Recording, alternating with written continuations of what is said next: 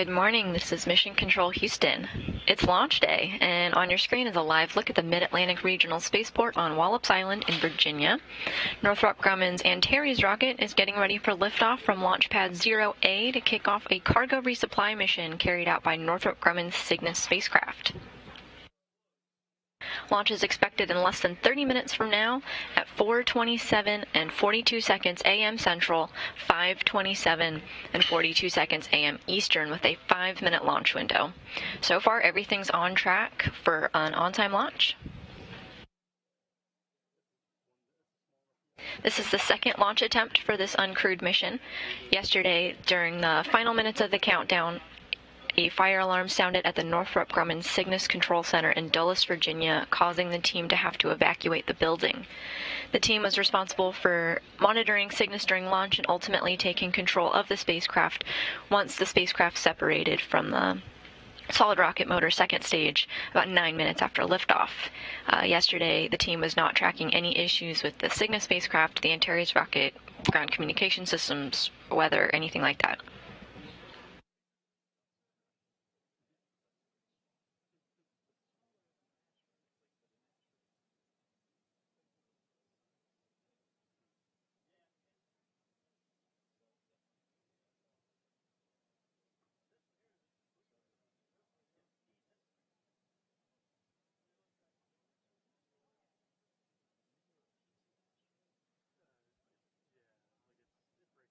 Speaking of weather, for this launch attempt, the weather is forecast to be 80% favorable, so there's a very low probability of violation due to weather.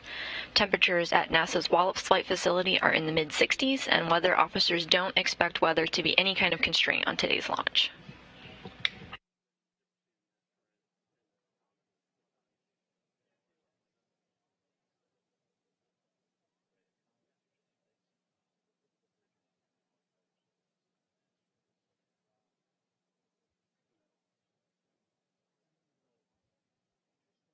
While today's Antares launch will put on a light show for some of the eastern seaboard, should be visible in the states surrounding the Mid-Atlantic region, the Cygnus vehicle up top is the spacecraft making its way to the International Space Station today. You can see it just inside the fairing there on the other side of that American flag towards the top of the rocket. It's carrying 8,200 pounds of scientific experiments, food, hardware, and supplies to the people living aboard the International Space Station, and the Antares rocket is below. And we'll get into some of the launch milestones Antares will go through in just a minute.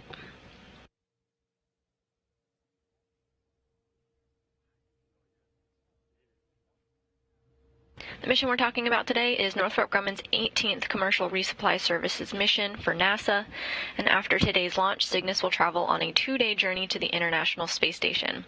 It'll be robotically captured at approximately 4:05 a.m. Central Time, 5:05 a.m. Eastern Time on Wednesday, November 9th at the hands of NASA astronaut Nicole Mann, backed up by NASA astronaut Josh Cassada, both inside the robotic workstation in the 7-window cupola. Ops 1, Step 393, activate arm enable. Mann will use the Canadarm robotic arm to grapple Cygnus, and then turn over operations to robotic specialists here in Mission Control, who will bolt it into place on the Earth-facing port of the station's Unity module. Armed. Ops 2, set Stage 1 controller EPV VRES.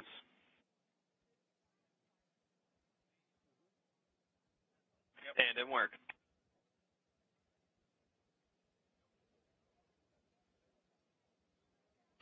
Cygnus began its journey in Dulles, Virginia. From there, it traveled to NASA's Wallops Flight Facility to be mated with the service module that holds the spacecraft's solar arrays.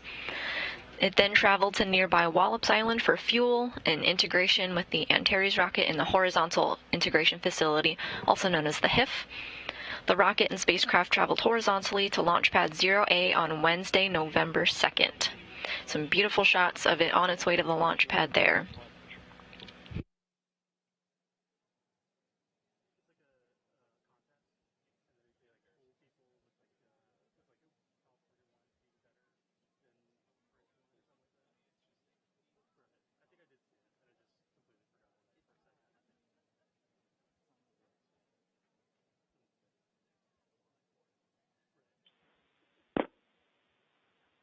LC stage 1 on countdown.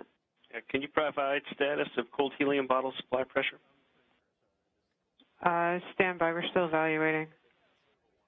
While the bulk of the cargo was loaded ahead of time, some more time-sensitive late-load cargo was brought in at the launch pad.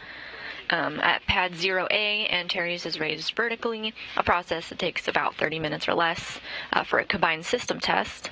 It was put back into the horizontal position Thursday night to allow for the late-load cargo. A pop top on the nose cone creates an opening, and a mobile payload processing facility is used to put cargo in 24 hours before launch. That's the box in the biggest photo towards the left. This could include scientific experiments or even fresh fruits and veggies from the local community stowed for the astronauts.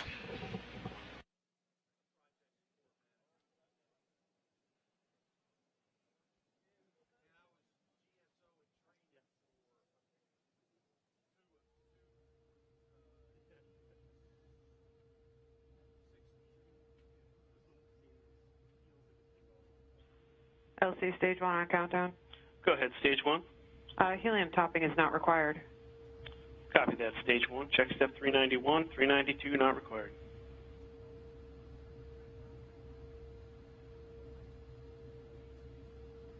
Northrop Grumman has a history of naming its Cygnus spacecraft after a pioneer of human spaceflight. The Cygnus spacecraft launching today is named the SS Sally Ride.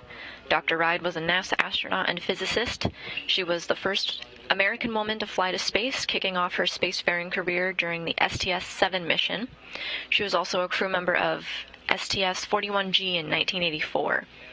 Both spacecrafts occurred on Space Shuttle Challenger. An advocate for student outreach, she co-led the creation of the Earth Cam, where students can control a camera outside of the International Space Station to take photographs of the Earth. The program is still operational today. There's no doubt her pursuit of exploration made a mark on human history, with her legacy still ongoing today.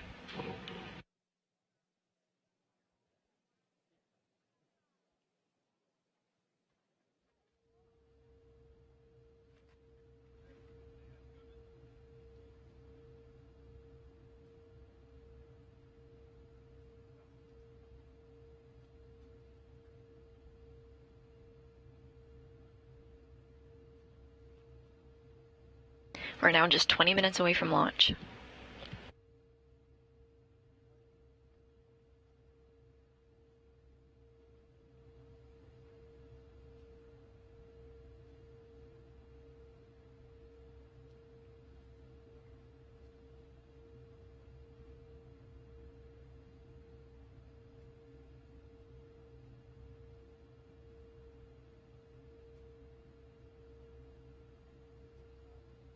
The majority of the cargo launching aboard the SS Sally Ride is supplies for the people living in orbit, but Cygnus is also carrying nearly 2,000 pounds of scientific experiments. These will directly support dozens of the more than 250 science and research investigations that will occur during Expedition 68. Shortly after launch, we'll get some more details on how this mission will support upcoming spacewalks outside of the space station for future IROSA solar array deployment from NASA's Jeff Arend. Until then, let's take a look at some of the science experiments on board Cygnus, launching to the International Space Station today.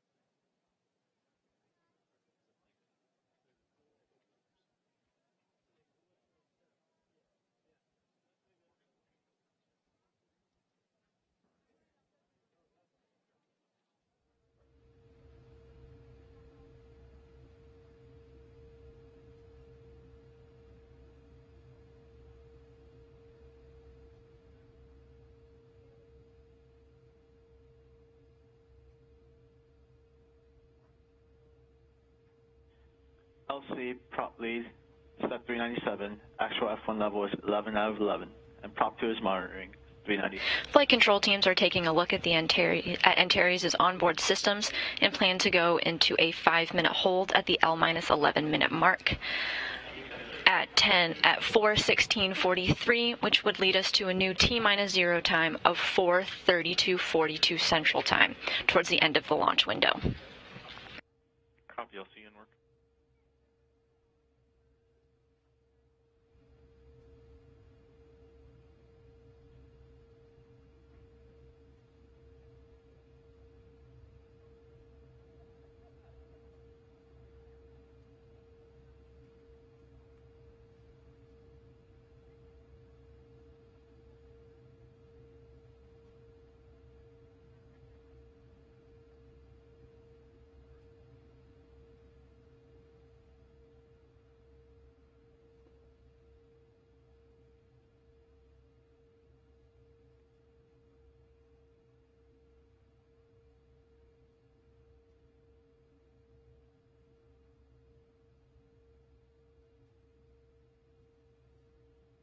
LC Core 1, countdown 1. Go ahead, Core 1. Step 399, fuel adjustment is not required.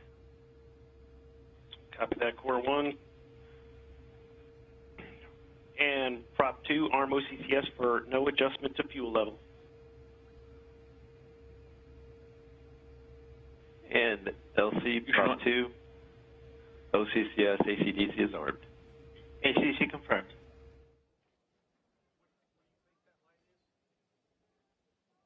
So we're heading into the final stretch of the launch countdown, again with a planned hold at L-11 minutes.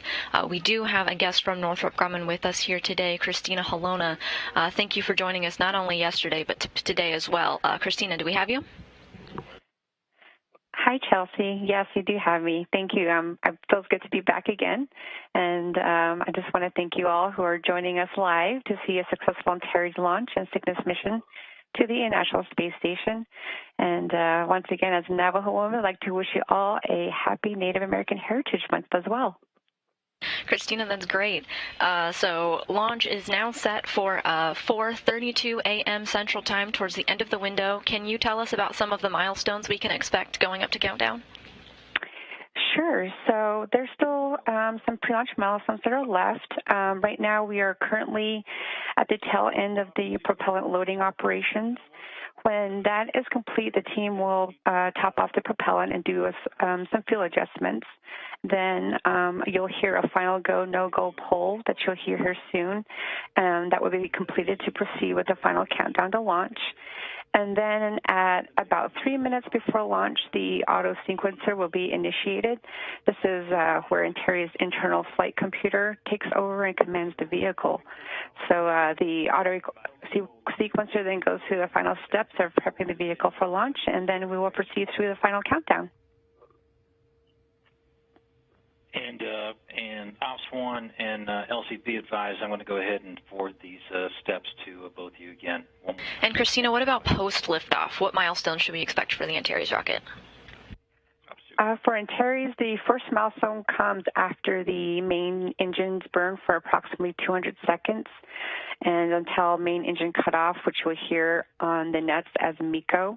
After MECO, we'll go into a short coast right before we separate Stage 1 from Stage 2, which we call the upper stack of the Antares vehicle. We'll continue then to coast for about 30 seconds or so before fairing separation, and then we will have an internal separation where the Stage 2 flies out of the external upper stack. Once Stage 2 is clear of the upper stack, Stage 2 ignites for about 2.5-minute burn or so, which puts Cygnus real close to the orbit, and then it'll coast to ensure everything is stable. Then Cygnus will be released into the desired orbit. After Cygnus is released, it will go through some more comms checks. Then about an hour or hour and a half, we separate. Cygnus will release its solar arrays and be on its way to the ISS. So it takes Cygnus approximately 9 minutes or so to get to orbit. Great, we're looking forward to it. And Christina, real fast, you had wished us a happy Native American Heritage Month. We just covered some of the science that's on board the SS Sally Ride, but something very special is also on board. Can you tell us a little bit about it? Yes, and as you mentioned, Northrop Grumman names each Cygnus spacecraft in honor of substantial contributions to an individual with substantial contribution to the United States space program and human space flight.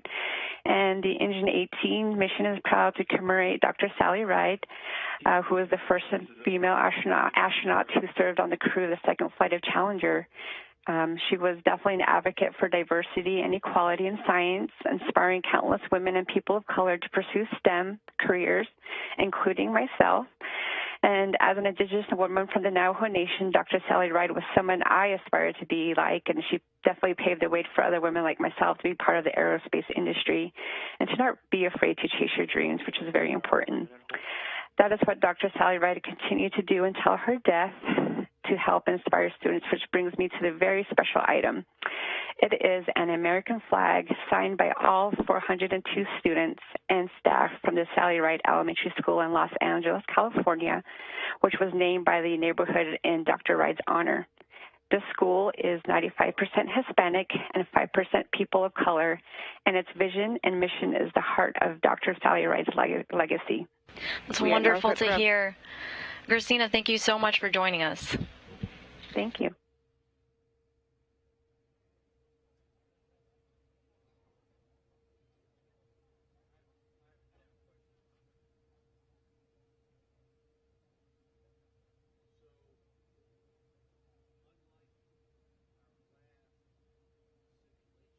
We're now in the 5-minute hold.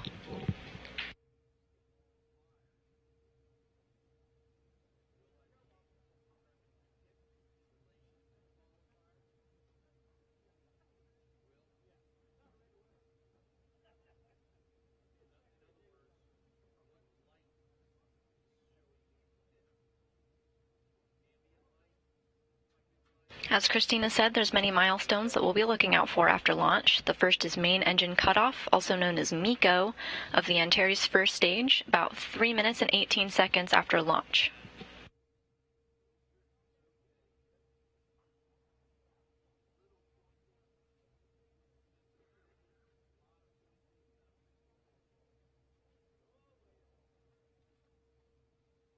About 6 seconds later, the first stage separates, so the first stage engine is turned off, it did its job, and the stage is discarded. About 30 seconds later, the fairing will separate. This is the shell that surrounds the Cygnus spacecraft during launch.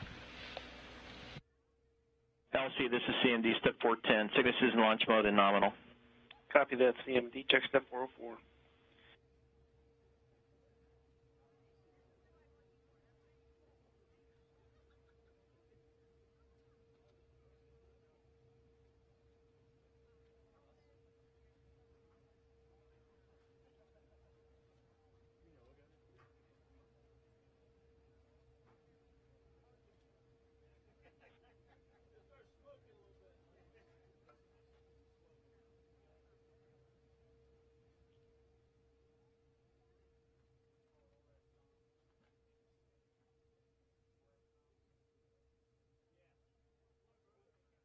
LC, TD, we're green. LC copies. LC, this is LD, proceed. Ops 2, initiate evacuation of fuel cavities. In work. And opening VVP on my mark. 3, 2, 1, mark. 10, 20, 19. You're getting a live view of Northrop Grumman's flight control room. These folks are going to take control of Cygnus after spacecraft separation.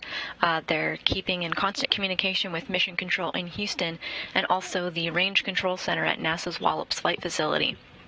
This is where you'll hear a lot of the chatter as the countdown progresses. Will be from this room right here at the Range Control Center. They've got eyes on the launch pad, the range, as well as safety of the vehicle before it launches.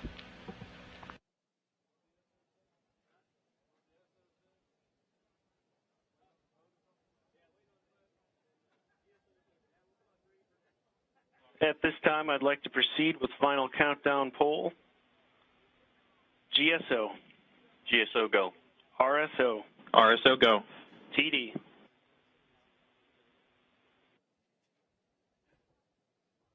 TVs go. Prop lead. Leaders go. Stage 1. Stage 1 is go.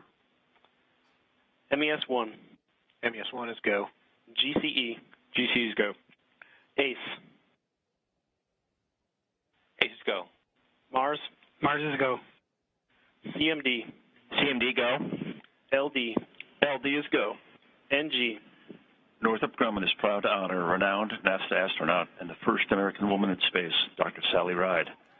Sally was a true space pioneer and also a tireless advocate for improving STEM literacy for children, especially young girls. Sally has inspired millions of students, and her legacy through Sally Ride Science continues to have enormous positive impact on STEM education across the nation. During her spaceflight missions, Sally was known to spend her free time gazing down at Earth. Hence, it is an honor to return her legacy to space to once again enjoy the view as the SS Sally Ride and Northrop Grumman are go for launch. Go to proceed with final countdown. MES-1, do we have status on step 2? LC, MES-1, evacuation verified. And Ops-2, terminate engine evacuation. And VVP is closed. 10:22:41. And with 10 minutes planned until the T-0 mark of 4:32:42 a.m. Central Time, the team has pulled their go for launch. Opening VZD on my mark, and 3, 2, 1, mark. 10:23:03.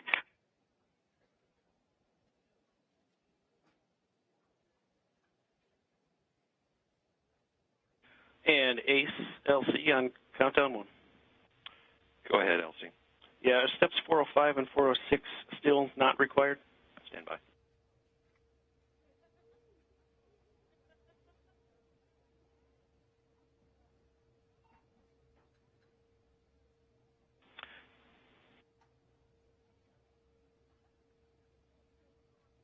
Going back to some of the launch milestones that we're looking forward to today, as Christina was talking about, we were first looking for main engine cutoff, or MECO, followed quickly after by first stage separation. After that, the fairing will separate, exposing Cygnus, although it has not reached orbit yet at this stage. The second stage of Antares, a solid rocket motor, ignites for 4 minutes and 7 seconds into the flight. At this point, Cygnus will be 73 miles in altitude, and it'll burn for almost 3 minutes before stage 2 burnout, putting Cygnus into its initial orbit. LC Elect 1, ACS VDMs enabled, voltage nominal, ODM commenced. Then we'll look for payload separation, also known as spacecraft separation, meaning Cygnus is no longer attached to the second stage and is flying free to catch up to the International Space Station. All in all, it'll take 9 minutes from the time of launch for Cygnus to reach this point. Copy. Is that a copy or confirm? Concur. Our coverage will end shortly after spacecraft separation, but Cygnus will begin to deploy its round solar arrays about an hour and a half into its mission, or around 6:24 a.m. Central Time. Around there. It'll complete its solar array deployment about 30 minutes later. We won't be in live coverage at this time, but be sure to look out for confirmation of the completion of solar array deployment on the blog and on social media. GNC-1 provides status of trajectory file for launch operation. Are you ready for me to deactivate VCD? LC GNC-1, go. Trajectory file is go. LC MES-1 on countdown. VCD closed. Sorry, GNC-1, you got stepped on. LC GNC-1, no trajectory file change is required. Trajectory file 1 is good. Copy that. 408, not required. 409, not required. CMD report status of Cygnus. BRG deactivated. LC MES-1 on countdown. LC CMD good. Cygnus good. LC Ops 2 steps through Oscar 8 complete. Copy that. Oscar 8 complete. Ops 2 405, initiate fuel inlet valve position override. Didn't work. The astronauts aboard the space station are awake and well into their day, and they do have live views of this launch available to them. NASA astronauts Nicole Mann and Josh Cassada have been preparing for Cygnus's arrival all week. They've been reviewing and practicing their robotic capture maneuvers on a computer to simulate what it'll be like when the real spacecraft arrives in just 2 days. Cygnus will make an automated approach until it's about 30 feet from the station. Then Nicole Mann will command the robotic arm to capture Cygnus from the robotics workstation in the cupola, while Josh Cassada acts as her second set of eyes to monitor the approach. Ace, LC on countdown 1. Go ahead, LC. Are 412 and 413 no longer required? 412 not required, 413 not required. LCMUS2, fuel inlet valve position override status confirmed.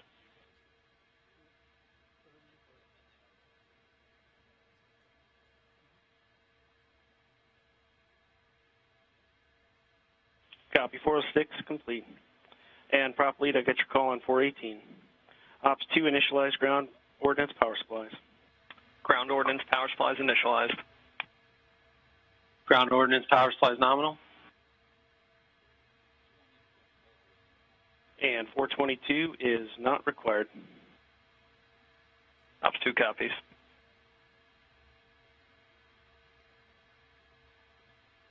Ops 1, transfer avionics to internal power. In work.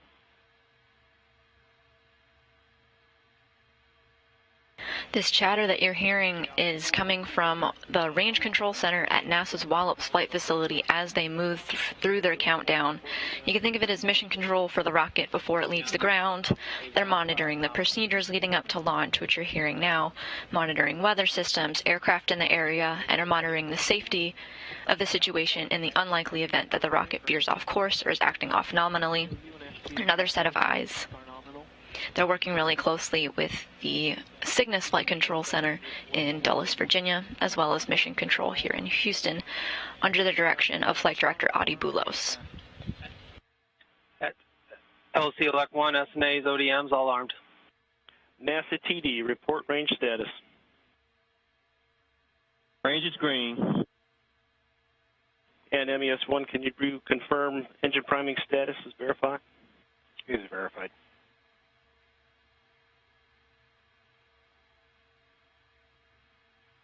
Step 431 is not required. Phase 3 dynamic limits will be active at T-minus 3 minutes.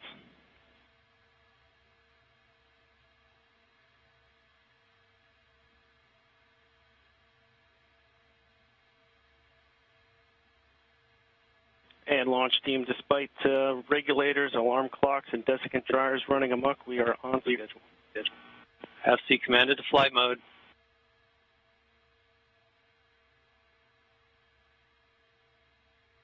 Auto sequence startup.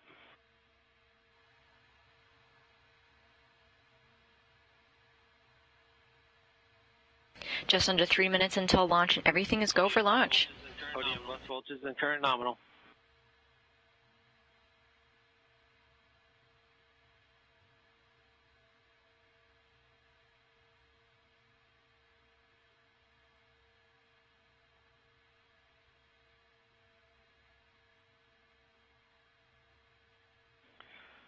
Ops 2, switch to GNC1, verify ready for nav mode. LC, GNC1, or nav ready for nav. Ops 2, switch to nav. LC Ops 2, switched to nav. LC, GNC1, orb nav telemetry verified. The teams opted to move to the end half of the 5-minute launch window with a new T-0 time of 4:32:42 a.m. Central Time. Mark.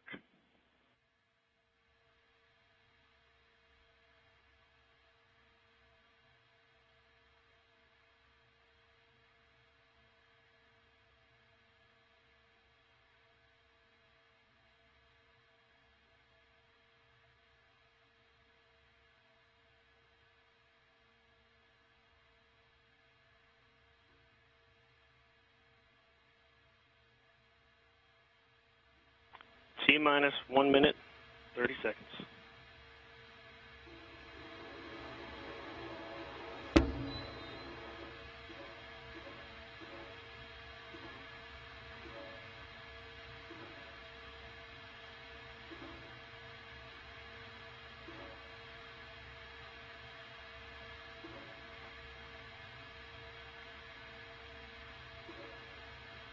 We're well into the terminal count with T-minus 60 seconds and counting.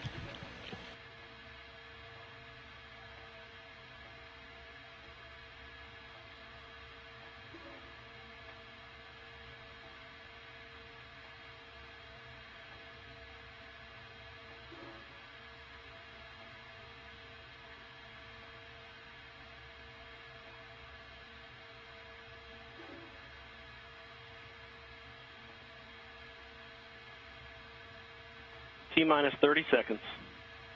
Godspeed, Doug Harvey.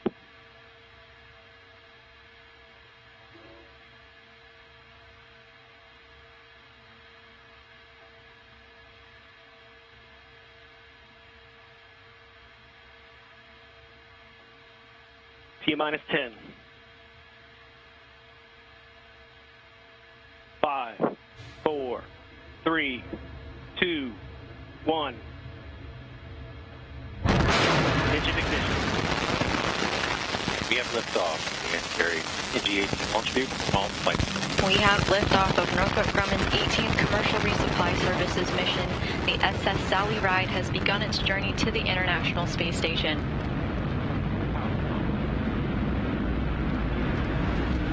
The first stage is performing nominally so far.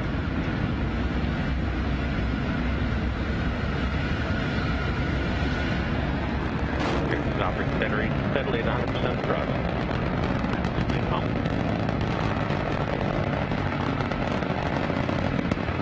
Nominal.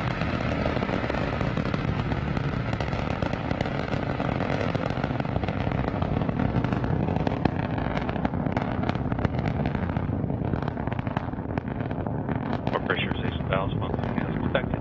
Vehicle remains nominal.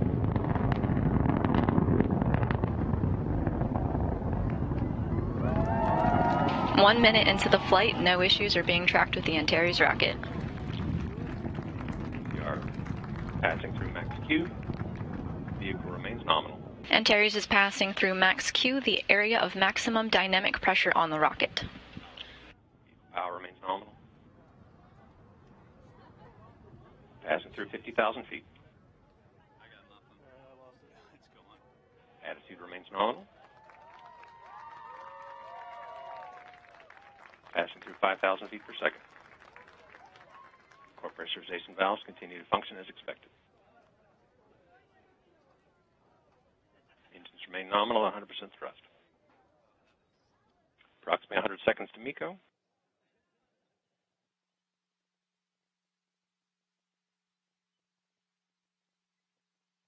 Passing through 100,000 feet. Power remains nominal. Now at the 2-minute mark, everything is going as planned. You're hearing the Wallops Range Control Center reporting a good flight of the Antares rocket. Vehicle attitude remains nominal.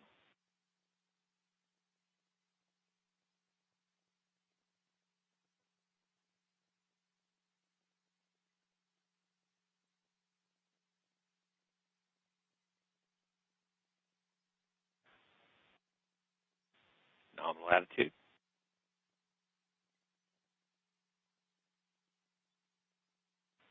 Core pressurization valves continue to function nominally.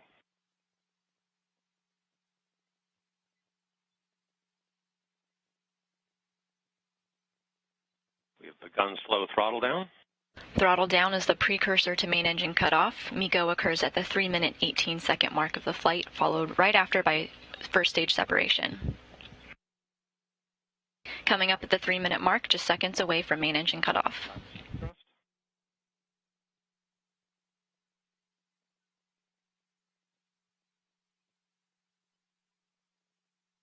And main engine cutoff.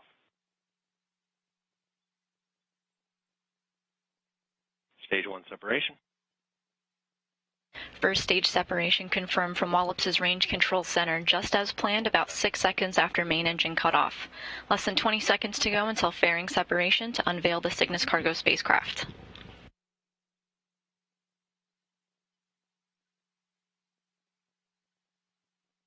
Good engine performance on stage 1.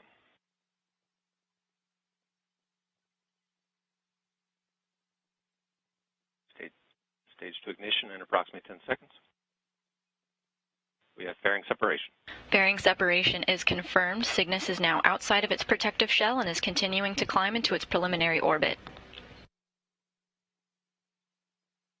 And we have stage 2 ignition. And with stage 2 ignition, the second stage engine will burn for about 2 minutes, 46 seconds.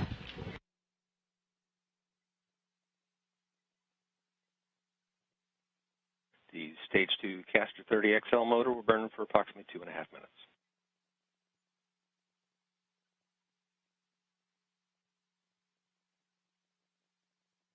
Attitude remains nominal.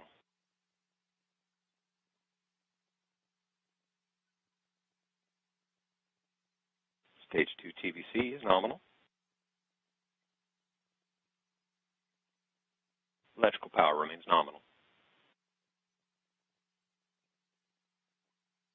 Attitude is nominal.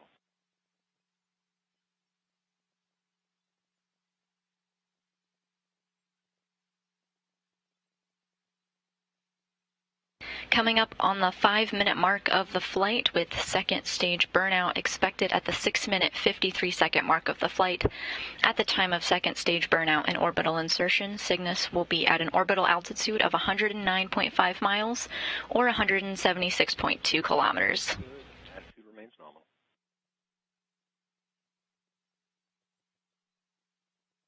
Stage 2 TVC is nominal power.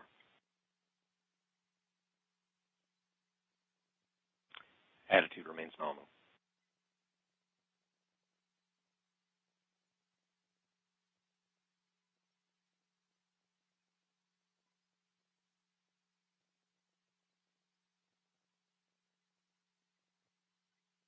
Approximately 60 seconds remaining in stage 2 burn. Attitude remains nominal.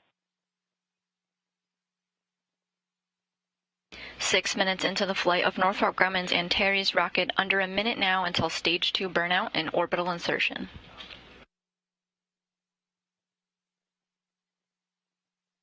Vehicle attitude remains nominal through stage 2 burn. Stage 2 TVC is nominal.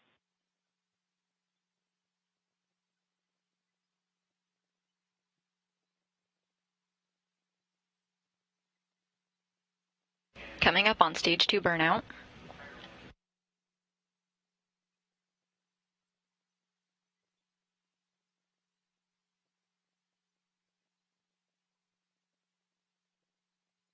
We have stage 2 burnout.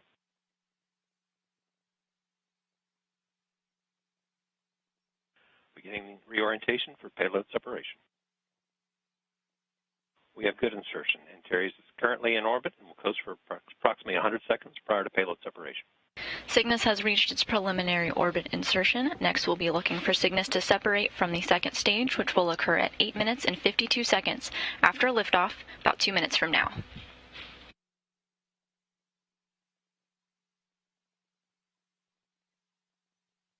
Antares power remains nominal during this coast.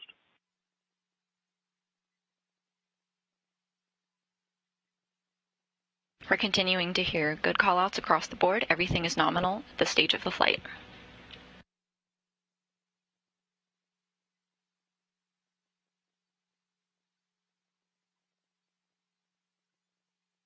Approximately 60 seconds from payload separation. Vehicle attitude remains nominal.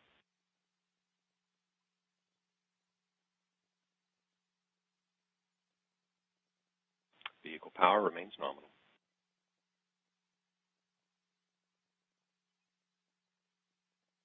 Now, 8 minutes into the flight, Antares continues to perform nominally to put the SS Sally Ride Cygnus on its way to the International Space Station.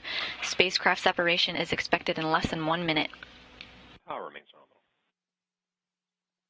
Approximately 30 seconds from payload separation.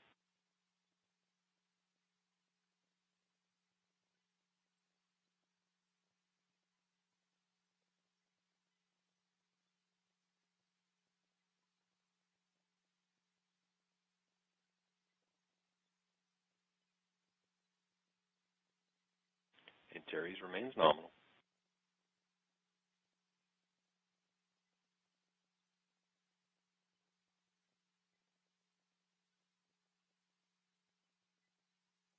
And we have payload separation of the Cygnus spacecraft. spacecraft separation is confirmed. Antares launched at 4:32:42 a.m. Central Time, 5:32 a.m. Eastern, at the end half of the launch window. At the time of launch, the International Space Station was flying over the Indian Ocean southwest of Australia. Okay, launch team, let's maintain our discipline, close out the pad, proceed with our post-launch checklist.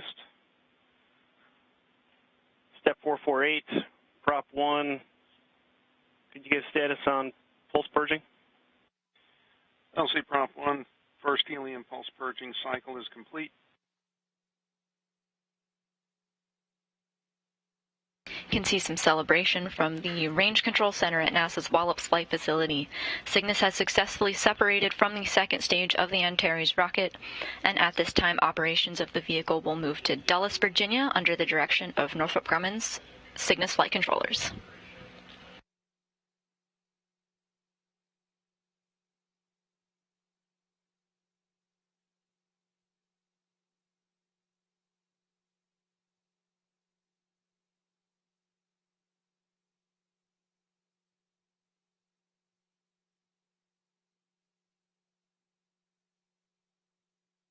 The SS Sally Ride has successfully moved through its milestones to get it into its preliminary orbit. It will spend the next 2 days catching up with the space station for a rendezvous and capture, followed by the installation of the vehicle to the Earth-facing port on the Unity module.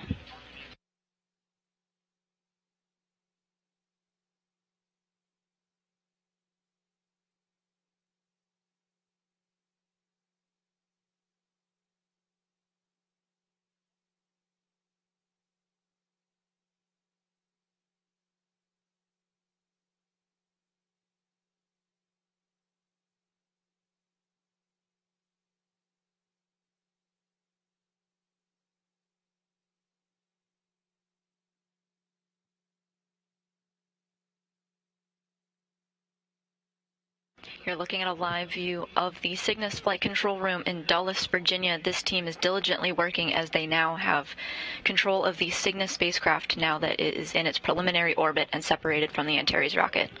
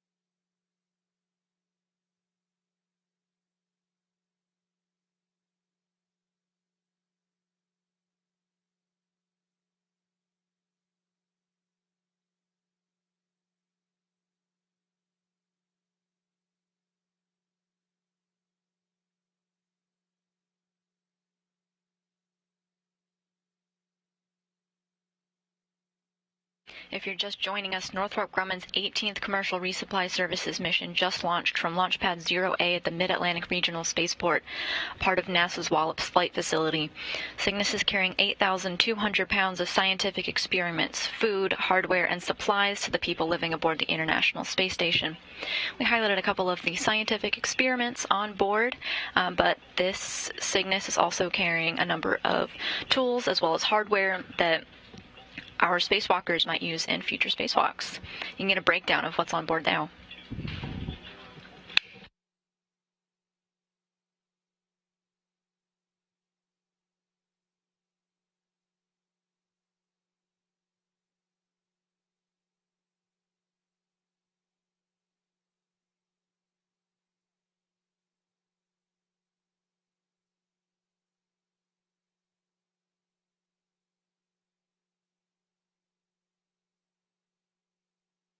Joining me here today to talk a little bit about the space station and this resupply mission is Jeff Arendt, manager of the Systems Engineering and Integration Office in the International Space Station program. Jeff, do we have you? Loud and clear. Good morning, Kelsey. Kelsey? Good morning. So, Jeff, this kicks off an extremely busy period for the space station with a series of upcoming spacewalks. How will today's Cygnus launch support those operations? Well, first off, I have to say it was a spectacular launch, and I want to congratulate the entire team from Northrop Grumman with their Cygnus and Antares teams to the spaceport, to the cargo mission contract team who packed the cargo, and the NASA team supporting this mission. Definitely a gorgeous launch, and we're happy that Cygnus is on its way to the ISS. As you mentioned, Cygnus is carrying some important spacewalk hardware. One critical set of hardware is what we call a mod kit, which is a collection of brackets that the crew will install outside while on the spacewalk that's currently planned for November 15th. The crew will partially assemble it inside, just hold on a second here, inside, and then they will take it through the airlock and install it at the base of a solar array wing so that it can be a support structure for a future set of rollout solar arrays. So there's direct support of the spacewalk with the hardware they will use, but there's also some indirect support. Cygnus will be bringing up some food treats for the crew, so indirectly supporting the operations with some much-deserved treats for the crew. They will have their usual menu, but they will also have some special requests like peanut butter, olives, several cheeses, and even pumpkin spice cappuccino. And the team has loaded some fresh fruit as well, apples, blueberries, oranges, and some ice cream in the freezers, chocolate and vanilla, and some of the special flavors that the crew has requested. So, good times. Jeff, that sounds awesome. And you were just talking to us about the numerous U.S. and Russian spacewalks that are coming up before the end of the year. But that's not the only thing the flight controllers have their eye on in mission control. Can you tell us a little bit more about what's on the horizon for the rest of the year? Yeah, absolutely, yeah. So for the next few weeks, the team will be very busy with visiting vehicle arrivals at ISS, science being conducted, and the 7 upcoming spacewalks. The arrival of NG-18, as well as a SpaceX mission later this month, will have the flight control team and the crew busy getting the space station in configuration for the berthing and docking and for the thousands of pounds of cargo transfers that the crew will be doing. We have a lot of science that needs activating and tending to quickly after it arrives. There are numerous payloads that fall into this category of needing immediate attention, U.S. payloads as well as international payloads from our European and Japanese colleagues. And with the 3 U.S. and 4 Russian spacewalks in the same time frame, the ground team is very carefully managing the crew's time. And it's really not that easy trying to juggle as many tasks as that we're planning to be doing. So a very busy time on the ground and on board. Having said that, we are hoping to be able to give the crew and much of the team the Thanksgiving holiday off. And back to the food theme, the crew will have holiday food available to help celebrate and take a short break. Also, something else this month we have is the Artemis mission. The targeted launch date is November 14th, and the teams are working to make sure ISS, SpaceX, and Artemis coordinate shared assets and can all complete our missions without issues. So Cygnus is expected to arrive at the space station on Wednesday, November 9th, with a rendezvous and capture early in the morning. You were just talking to us about the crew members on board. Can you tell us a little about the milestones that we should expect for Nicole Mann and Josh Cassada? Absolutely. So, but before that even, the Northrop Grumman team will deploy the Cygnus solar arrays and conduct a series of burns using Cygnus thrusters to get the vehicle closer to the station. The space station team will be getting ready as well, putting the ISS solar arrays in a good orientation for the Cygnus approach. Cygnus will arrive in the vicinity of ISS, and then it will go through a series of holds and what I call resumes to methodically get closer and closer to the station. And then it will remain steady for its capture. Astronaut Nicole Mann will be driving the Canadian arm for the capture, which is planned for at around 4:05 a.m. Central Time on Wednesday. She'll get assistance from Josh Cassada with cameras and procedures as she maneuvers the arm to reach out and grapple with Cygnus. The crew, of course, had ground training on monitoring the Cygnus as it approaches and with the Canadian arm operations. But the crew has also been preparing on board the station with simulations and actual movements of the arm in practice sessions. After capture, our ground control team will berth Cygnus to the Node 1 Unity module. And then after berthing, the crew will open the hatches, which should be done around noon Houston time on Wednesday. The team in space, as well as on the ground, have practiced all these activities and are ready to go. Jeff Ahrens, thank you so much. Yeah, appreciate it. Thank you. So that's what this is all about, the continuous research contributions made in microgravity and assisting our astronauts who make it happen. We heard about some of the science on board. We heard about the mod kit launching on Cygnus for a November 15th spacewalk. And we even heard about the peanut butter and pumpkin spice cappuccino heading their way. To recap today's events, an Antares rocket launched from the Mid-Atlantic Regional Spaceport on Wallops Island, Virginia at 4:32 a.m. Central, 5:32 a.m. Eastern, towards the end of the launch window while the station was flying over the Indian Ocean. It brought the SS Sally Ride, a Cygnus cargo spacecraft out of Northrop Grumman, into its preliminary orbit. And while we won't cover this event live, the next major milestone for the spacecraft is to deploy its solar arrays. 2 days from now, on Wednesday, November 9th, Cygnus will arrive at the orbiting laboratory. Our coverage of rendezvous and capture begins at 2:30 a.m. Central Time. Cygnus is expected to be robotically captured at the controls of NASA astronaut Nicole Mann and Josh Cassada around 4:05 a.m. Central. We'll continue on with live coverage of its installation to the space station, a job conducted by robotics controllers here in Houston. These ground controllers will bolt Cygnus into place on the Earth-facing port of the Unity module.